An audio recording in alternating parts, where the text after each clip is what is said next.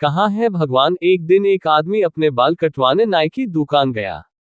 जैसा कि बाल कटाते वक्त अक्सर देश दुनिया की बातें हुआ करती थी, देश दुनिया की बात करते करते अचानक भगवान के अस्तित्व को लेकर बात छिड़ गई। नाई ने कहा, देखिए भैया, आपकी तरह मैं भगवान के अस्तित्व में यकीन नहीं रखता।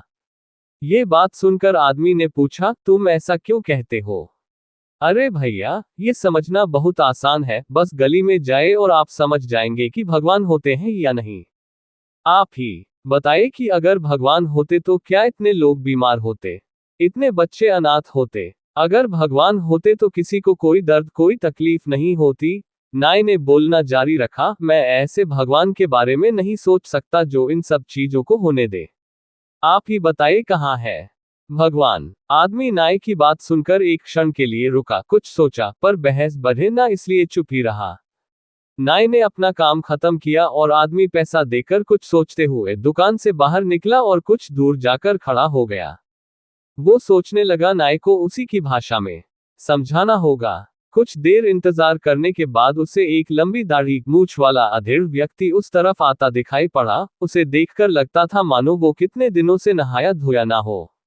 आदमी तुरंत नाई की दुकान में वापस घुस गया और बोला, जानते हो, इस दुनिया में नाई नहीं होते। ये क्या बोल रहे हैं भैया, भला नाई कैसे नहीं होते हैं? नाई ने सवाल किया, मैं साक्षात तुम्हारे सामने हूं। नहीं, आदमी ने कहा, वो नहीं होते हैं वरना किसी की भी लंबी दाढ़ी मूछ नहीं होती, पर वो देखो सामने उस आदमी की कितनी लंबी दाढ़ी मूछ है। यह बात सुनकर नाई बोला, अरे नहीं भाई साहब, नाई होते हैं लेकिन बहुत से लोग हमारे पास नहीं आते।